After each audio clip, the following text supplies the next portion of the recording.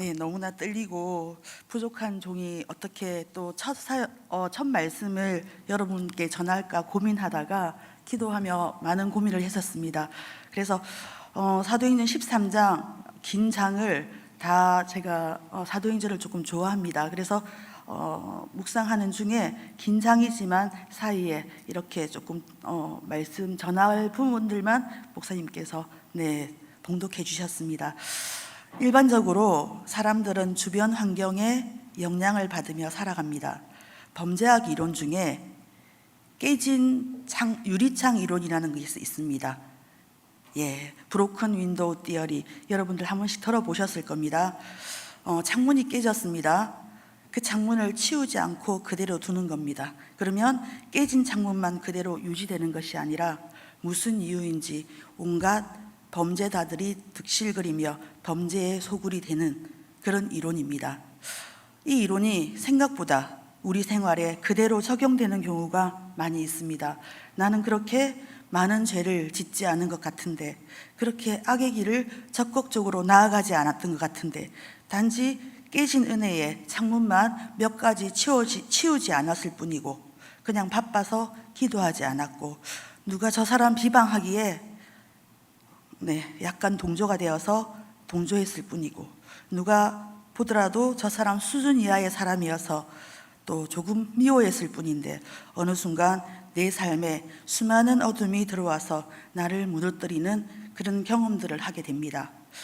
오늘 나누고 싶은 주제는 바로 여기에 있습니다. 교묘하게 우리를 어두운 곳으로 인도하는 시험의 성격에 대해서 여러분들과 살펴보고자 합니다. 오늘 살펴본 모든 사건의 항복판에 한 인물이 있습니다.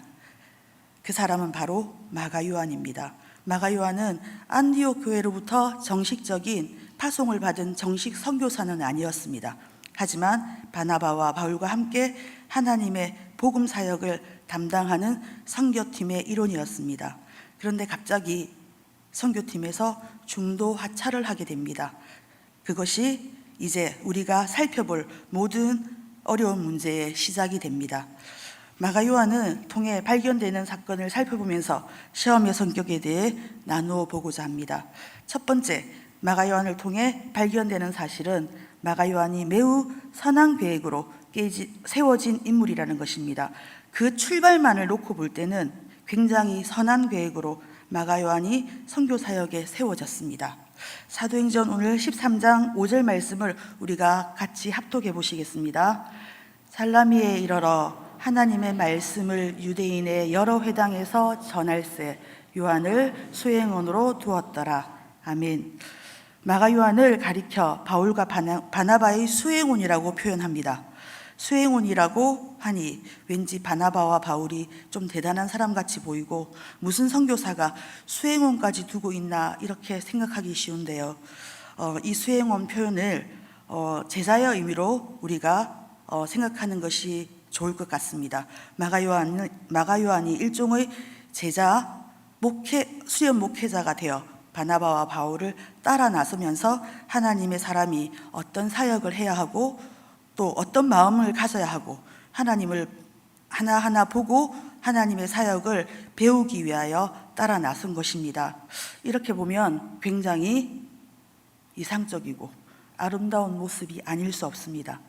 이들도 선교 사역의 첫 시작이었습니다. 그런데 바나바와 바울은 거기에 그치지 않았습니다. 바나바와 바울은 본인의 세대에서만 복음 사역을 끝내는 것이 아니라 그 다음 세대 또 그 다음으로 복음 사역을 이어갈 사람까지도 염두에 두며 사역을 시작한 것입니다. 이 부분을 놓고 우리가 잠시 생각해 보기를 원합니다. 우리 한국 교회가 위기이자 두려움을 이야기할 때 가장 먼저 이야기하는 것이 교회 안에 젊은이들, 다음 세대가 사라지고 있다는 것입니다. 그들은 너무나 빠른 속도로 교회를 떠나버렸습니다. 그래서 20, 30대 청년들이, 30, 40대 젊은 집사들이 교회에서 찾아보기가 참 힘듭니다. 웬만한 교회들을 보면 대체적으로 평균 연령이 60대 이상이라고 합니다. 하나님의 나라를 위해 자신의 재능과 시간을, 자신의 삶을 하나님께 드리겠다고 고백하는 젊은이들은 만나기가 정말 힘이 들고 희귀합니다. 이렇게 본다면 오늘 마가 요한의 마음은 우리에게 있어서 너무나 귀하고 반가운 모습이 아닐 수 없습니다. 동시에 한국 교회 안에 이런 마가 요한이 사라지고 있는 현실에 대해서 우리가 좀 생각해 볼 필요가 있다고 생각합니다. 한국 교회의 젊은이들이 교회를 떠나는 것, 많은 젊은이들이 교회를 우습게 여기고 기독교 신앙을 가벼운 것으로 생각하는 이유가 다음 세대, 젊은 세대에 있다고 생각하십니까? 그건 아닐 것이라고 생각합니다. 오늘날 청년들이 교회를 떠나고 교회를 조롱하고 있는 이유는 오늘 기성세대인 우리가 바나바가 아니고 바울이 아니기 때문이 아니겠습니까? 우리가 바나바와 바울로 바르게 서서 복음의 본을 보여준다면 그들이 마가 요한의 마음으로 우리가 걷는 그 길을 함께 따라가고 싶은 마음이 들지 않겠습니까? 우리가 바나바와 바울이 아니기 때문에 마가 요한이 우리 공동체에서 떠나는 것일 것입니다. 오늘 우리 삶 가운데 우리의 가정과 믿음의 공동체에 하나님께서 마가 요한을 맡겨주셨을 때 우리가 마가 요한을 신실하게 길러낼 수 있는가, 이 부분에 대해서 진지하게 생각해 보기를 바랍니다. 어쩌면 기껏 맡겨주신 마가 요한도 주님이 있는 믿음으로부터 멀리 떠나도록 만들고 있는 것은 아닌지 우리 스스로 돌아보아야 합니다. 저는 오늘 이런 마가 요한을 믿음의 사람으로 훈련시키기 위해 애쓰는 바나바와 바울의 노력이 우리 모두에게 도전이 되기를 바랍니다. 마가 요한을 통해 발견되는 두 번째 사실은 선한 계획이라 할지라도 시험의 도구가 있다는 사실입니다. 본문 13절 말씀을 또 함께 합독해 보시겠습니다. 바울과 및 동행하는 사람들이 바보에서 배 타고 밤빌리아에 있는 버가에 이르니 요한은 그들에게서 떠나 예루살렘으로 돌아가고 마가 요한이 갑자기 선교팀에서 이탈해서 예루살렘으로 돌아갑니다. 이 과정에서 예상치도 못한 어려움이 마가 요한을 통해 선교팀에 일어나게 되는 것입니다.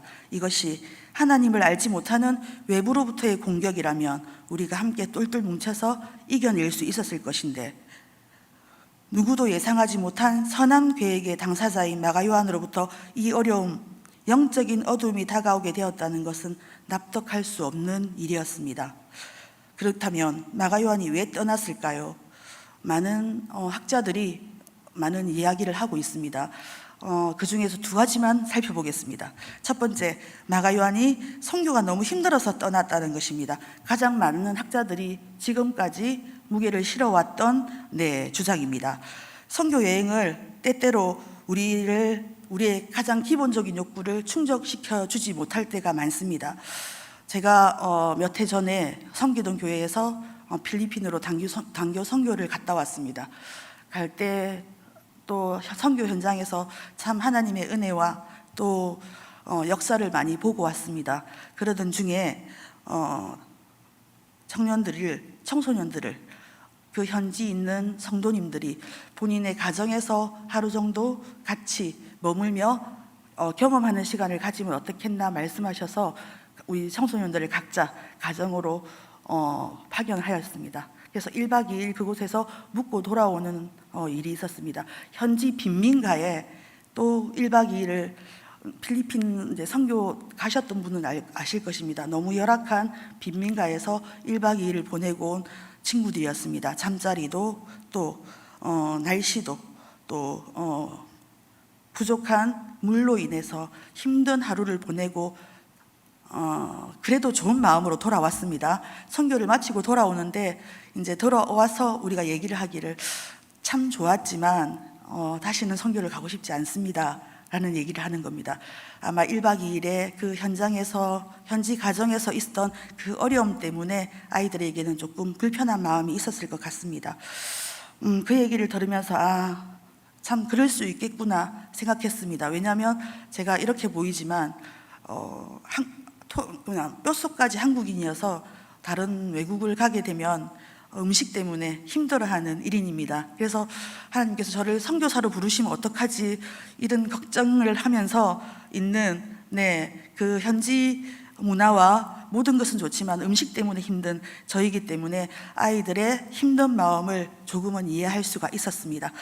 그래서 우리는 선교 경험이 즐겁고 행복해야 그 다음에 또 선교가 가고 싶은 마음이 들 것인데, 이런 아이들의 이야기에 마음이 속상하고 불편한 마음이 있었습니다.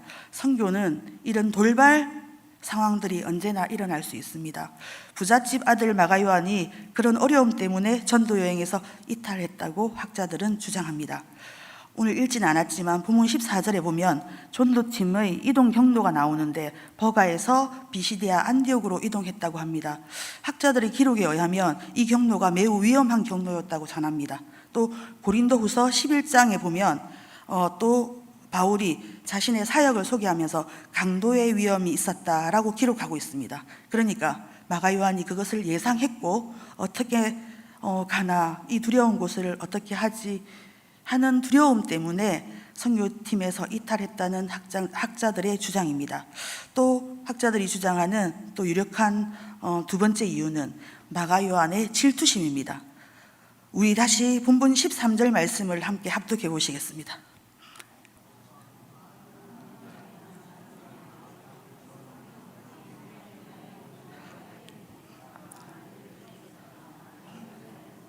돌아가고, 이 말씀은 13장 앞부분까지는 어떻게 나오냐면 사울, 바나바와 사울 이렇게 나옵니다. 그런데 방금 우리가 읽었던 13장에는 바울 및 동행하는 사람들, 이렇게 사람이 인지도가 바뀌어 버렸습니다. 네, 원래는 바울과 바나바와 사울이었습니다. 지금 이 표현은 바나바의 이름은 온데간데 없이 동행하는 사람들에 묻혀버렸습니다. 그러니 우리 예전에 서태지와 아이들 아시죠? 바울은 서태지가 되고 바나바와 그 일행은, 동행하는 사람들은 아이들, 그런 느낌인 셈입니다. 예, 선교 사역이 어느 시점부터 바울의 영향력이 엄청나게 커진 것입니다. 마가 요한이 아마 이 사실을 견디지 못했을 것 같습니다. 골로새서 4장 10절 말씀에 우리에게 힌트를 주고 있습니다. 같이 한번 합독해 보시겠습니다. 나와 함께 갇힌 아리스토거와 바나바의 생질 마가와 이 마가에 대하여 네가 명을 받았음에 그가 이러거든 영접하라. 아멘. 예, 어떤 힌트가 있습니까? 바나바의 생질 마가라고 얘기합니다. 누이의 아들 바나바와 마가 요한은 조카와 삼촌 관계입니다. 그죠? 그러니까 학자들이 바나바의 가족이고 바나바를 존경하고 사랑했던 마가 요한이 점점 선교 사역의 중심이 바울로 옮겨지니 받아들일 수 없었다 이렇게 얘기합니다. 초대교회에 처음 세워졌을 때는 바나바의 영향력이 엄청나게 컸습니다. 바나바는 존경받는 사람이었고 바울은 어떤 사람이었습니까? 교회를 핍박하던 사람입니다. 듣도 보도 못한 바울이 갑자기 나타나서는 선교의 현장에, 그것도 사역의 중심에 선다, 이것들을 받아들이기는 쉽지 않았을 것 같습니다. 이것을 마가 요한이 받아들이지 못해서 떠나갔다라고 학자들은 이야기합니다.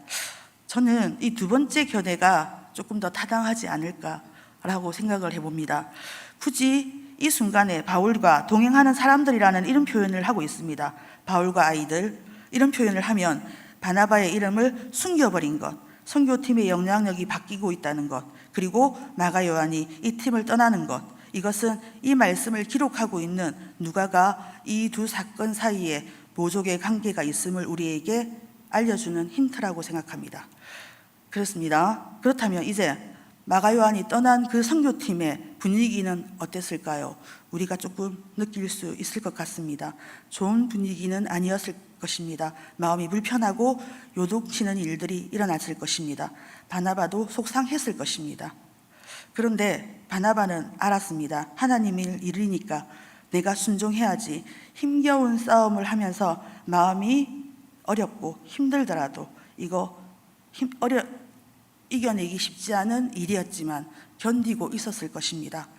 사람의 시기심과 질투심, 비교, 이런 마음들은 우리가 평생 이겨내기 쉽지 않은 마음들입니다. 그렇기 때문에 사탄이 자신의 일을 이루기 위해서 도구로 사용할 때 우리의 이런 감정들을 쉽게 사용하곤 합니다. 진짜 큰 충격은 이런 감정들이 시작이 마가요한이라는 것입니다. 선한 계획으로 세워졌습니다. 마가요한이 지금 이 감정들을 부추기는 자리에 서 있다는 것입니다. 선한 계획이 어둠의 도구가 되는 현실입니다. 바나바가 이 감정을 지킬 수 있을 것인가? 또한 바울의 감정은 어땠을까요? 바울은 죽다가 살아난 사람입니다. 3일 동안 앞을 보지 못했고 주님을 극적으로 만난 사람입니다. 주님을 따르겠다고 헌신하겠다고 각오한 사람입니다. 자신의 인생을 걸었습니다. 그래서 바울의 사역을 보면 웬만한 지점에서 타협이 없었습니다. 누구를 받아주는 경우도 없었습니다. 주님이 부르시는 순간까지 한결같이 아주 강한 마음을 가지고 사역의 길을 걸어갔던 사람입니다. 가장 뜨거운 마음으로 선교 사역을 시작한 바울이 마가요한의 이런 모습을 보아내기는 쉽지 않았을 것 같습니다. 실제 본문 두 장 뒤인 15장 말씀을 보면 다시 마가요한이 떠나갔다가 등장하는 부분이 있습니다. 그때 굉장히 어려운 일이 발생합니다. 사도행전 15장 37절에서 39절 말씀 우리가 같이 합독하시겠습니다. 바나바는 마가라 하는 요한도 데리고 가고자 하나 바울은 밤빌리아에서 자기들을 떠나 함께 일하러 가지 아니한 자를 데리고 가는 것이 옳지 않다 하여 서로 심히 다투어 피차 갈라서니 바나바는 마가를 데리고 배 타고 구부로 가니. 아멘. 어떻습니까? 마가 요한을 데리고 가자고 합니다. 그런데 바울은 절대 안 된다고 하죠. 그랬더니 결국 누구와 누구가 다툽니까? 바나바와 바울이 심히 다투어 갈라서는 이런 일이 벌어지고 말았습니다. 어쩌면 사탄의 시험과 전략이 통했는지도 모르겠습니다. 그들의 약점들을 동시에 공격할 수 있는 인물이 누구인지 사탄은 너무나 잘 알아서 그 도구로 아마 마가 요한을 도구로 사용하지 않았나 그렇게 봅니다. 사탄의 전략이 어느 정도 통한 것입니다. 사랑하는 여러분, 우리가 기억해야 합니다. 죄는 늘 이런 식으로 교묘하게 우리에게 다가옵니다. 우리가 죄를 받아들이기 시작하면 죄는 자기 혼자 움직이지 않고 또 다른 죄를 데리고 옵니다. 이것을 죄의 연대성이라고 합니다. 어려운 말이 아니고 죄가 또 다른 죄와 연대해서 온다는 것입니다. 그런데 죄의 친구가 그냥 비슷한 수준의 죄만 같이 데리고 오느냐, 그것이 아니라 더 적극적이고 더 자극적이고 강력한 죄를 우리 삶 가운데 데리고 들어온다는 것입니다. 그 죄가 가만히 있지 않습니다. 죄가 죄를 불러오는 것입니다. 그 죄의 처음 시작은 아주 중요하고 거대한 것이 아니라 우리의 약한 부분을 통해서 출발합니다. 우리의 연약함은 사람마다 똑같지 않습니다. 어떤 사람은 그것이 음란함이 될 수 있고, 어떤 사람에게는 시기, 질투, 마음 이런 또 우리 관계성의 문제일 수 있고, 어떤 사람에게는 또 갖고 싶어하는 어떤 욕망이 될 수도 있습니다. 청교도들은 사람마다 가지고 있는 이런 연약함을 죄의 경향성이라고 이야기합니다. 어떤 죄에 대해서 나도 모르게 너무나 빠르게 힘없이 반응하는 부분이 있다는 것입니다. 그리고 그것을 아는 것은 우리 믿음의 선조들을 지혜라고 말씀하십니다. 죄가 나에게 어떻게 찾아오는지, 그리고 그 죄가 내 마음과 삶에 어떤 길을 내어 역사하는지 알게 하는 힘이 우리 믿음의 선조들은 지혜라고 말씀하십니다. 바나바와 바울은 이런 큰 덫에 걸리고 만 것입니다. 이제 이들은 이 문제를 어떻게 지혜롭게 해결해 나갈 수 있을까요? 마지막으로 마가 요한을 통해 시작된 문제를 바울과 바나바가 해결해 나가는 방법을 확인해 보시겠습니다. 본문 13장 43절 말씀에 고백이 있습니다. 같이 합독하시겠습니다.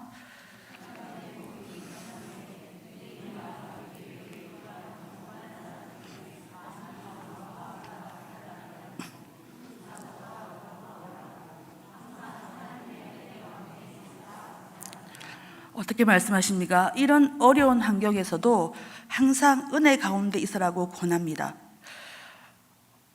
본인들이 은혜 가운데 과연 있었을까요? 본인들에 대한 다짐의 고백일 수도 있습니다. 힘들고 어렵고 우리가 우리 현실을 살아갈 때에 우리가 견디지 못하고 뛰쳐나가 버리고 싶은 그런 우리의 상황이지만, 바울과 바나바는 본인들이 소화해낸 그 은혜 가운데 우리를 머물라고 말하고 있습니다. 또 한 줄 말씀 더 보시겠습니다. 13장 46절에도 또 우리가 어떻게 극복해 나가야 되는지 말씀을 전하고 있습니다. 같이 합독하시겠습니다. 바울과 바나바가 담대히 말하여 이르되 하나님의 말씀을 마땅히 먼저 너희에게 전할 것이로되 너희가 그것을 버리고 영생을 얻기에 합당하지 않은 자로 하차하기로 우리가 이방인에게로 향하노라. 아멘. 어떻게 말씀하고 있습니까? 네, 항상 어떻게 하라고 말씀하십니까? 은혜 가운데 있으면서 말씀에 힘쓰라고 얘기합니다. 지금 우리에게 찾아온 문제는 제법 힘들고 긴 시간이었을 것입니다.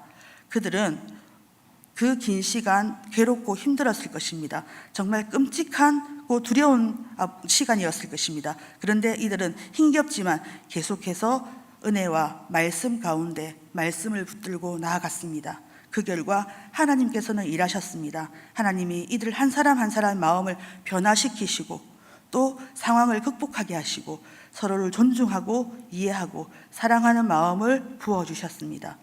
디모데후서 4장 11절에 이런 말씀이 있습니다. 누가만 나와 함께 있느니라. 내가 올 때 마가를 데리고 오라. 그가 나의 일에 유익하니라. 디모데후서는 바울의 순교 직전에 기록한 말씀입니다. 마지막 순간에 진짜 보고 싶은 사람으로 마가 요한을 찾고 있습니다. 진짜 보고 싶으니 마가 요한을 나에게 데리고 오라고 고백하고 있습니다.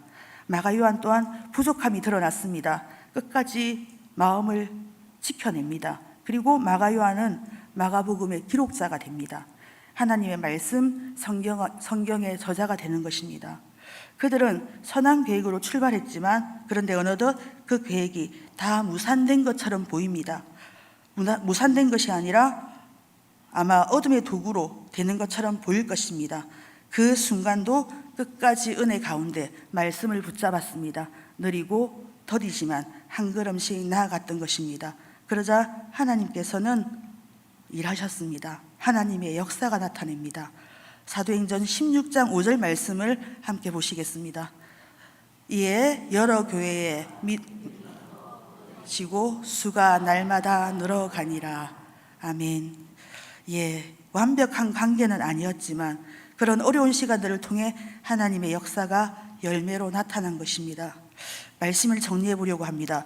추리소설 중에 브라운 신부의 순진이라는 책이 있습니다.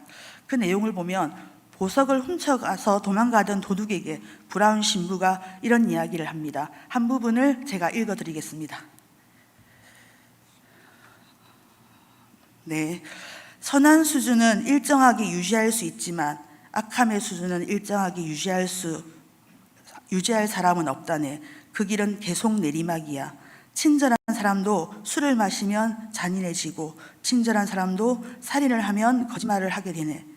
내가 아는 많은 사람들이 자네처럼 정직한 범죄자로 부자의 돈을 훔치는 의적으로 시작했다가 결국 진흙탕에 뒹구는 신세가 되고 말았네. 선한 수준은 일정하게 유지할 수 있지만 악함의 수준은 그 길이 계속해서 내리막이야. 이 말씀을 우리도 기억하기를 원합니다. 이 짧은 한마디에 범인의 마음을 돌이킵니다. 그리고 보석이 원래의 주인에게 돌아갑니다. 선이 악을 이긴 것입니다. 사랑하는 여러분, 우리가 때로는 선하고 바른 계획을 세웠을지 모릅니다. 그 계획이 적극적인 아름다운 열매로 이어지지 않는 경우가 너무나 많습니다. 그때 우리는 어떻게 합니까? 에라 모르겠다. 내가 다 내려놔 버려야 되겠다. 괜한 짓을 해서 시간만 낭비했네. 그러면서 우리는 모든 것을 포기하고 내려놓지 않으십니까? 오늘 바나바와 바울은 그럼에도 불구하고 은혜 가운데 말씀을 행하며 말씀을 지키며 말씀 가운데 머물렀다고 얘기합니다.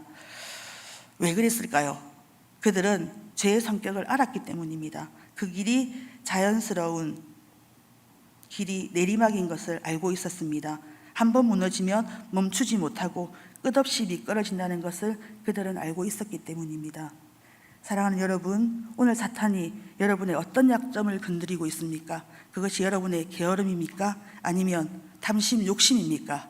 여러분의 자존심 문제를 건드리고 있습니까? 시기와 질투, 관계의 어려움이 일어나고 있습니까?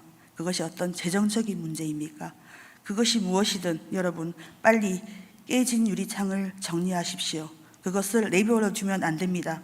사탄은 깨져 있는 그 영역을 주목하고 적이구나 외치며 여러분을 향해 덕달같이 달려들 것입니다. 그 자리를 내어주기 시작하면 그 죄는 무섭게 우리 삶 가운데 기생하면서 더 많은, 더 큰 어둠을 이끌고 우리 삶 가운데 불러일으킵니다. 여러분, 조금 버겁더라도, 물론 버겁죠. 창문이 깨지지 않았다면 치울 이유도 없을 것인데 그것을 귀찮은 일이라고 할 수 있습니다. 버겁고 힘들더라도 그 일을 해나가시기를 바랍니다. 은혜 가운데 말씀을 붙잡으십시오. 그리고 십자가를 붙잡으십시오. 때때로 그 붙잡는 손 힘이 약해질 수 있습니다. 예전처럼 뜨겁지 않을 수 있습니다. 그래도 멈추지 마십시오. 조금 너리더라도 그 방향으로 한 걸음씩 나아가기를 바랍니다. 뚜벅뚜벅 믿음의 길, 복음의 길을 걸어간다면 하나님은 반드시 또 우리 삶을 통하여 역사하시고 우리 삶 가운데 열매를 나타내 보여주실 것입니다. 부산진교의 믿음의 공동체를 섬기는 여러분은 그 하나님의 역사의 산물, 열매이십니다. 긴 세월 힘들고 어려운 시간을 믿음으로 공동체를 지켜내시느라 정말 수고하셨습니다. 감사드립니다. 우리 교회 안에 우리 자녀들이 있고 주일학교 부서가 있고 청년 공동체가 있습니다. 하나님께서 우리에게 맡겨주신 마가요한일 것입니다. 우리의 신앙의 끈을 이어갈 다음 세대를 위하여 그들의 믿음이 장성한 분량까지 자랄 수 있도록 우리가 바나바와 바울이 되어야 합니다. 우리 믿음의 공동체가 그들을 품을 수 있기를 바랍니다. 우리에게 맡겨주신 마가요한을 위하여 다시 한번 힘을 내주십시오. 다음 세대를 위하여 바나바와 바울이 되어주시기를 주님의 입으로 간절히 소망합니다. 감사합니다. 기도하겠습니다. 사랑해 주님 감사합니다. 다른 교회가 아니라 우리 부산진교회 믿음의 공동체에 그 역사의 산물, 열매를 보여주신 은혜에 감사드립니다. 우리는 그 어떤 공동체보다 하나님 아버지 다시 한번 힘을 내어서 마가요한을 길러낼 바나바와 바울과 같은 믿음의 선진들이 되어질 줄 믿습니다. 그 믿음의 신앙의 끈이 끝없이 이어질 수 있도록 우리를 주님 축복하시며 우리를 주님 이끌어 가시옵기를 간절히 소망합니다. 저희들 혼자는 할 수 없습니다. 늘 우리의 마음을 주장하시고 함께 이끌어 가실 때 하나님의 은혜 가운데 말씀 가운데 머물 때 가능한 일이라고 생각합니다. 하나님 그렇게 이루어 가실 줄 하나님을 기대합니다. 감사드리며 우리 주 예수 그리스도 이름으로 기도드렸습니다. 아멘.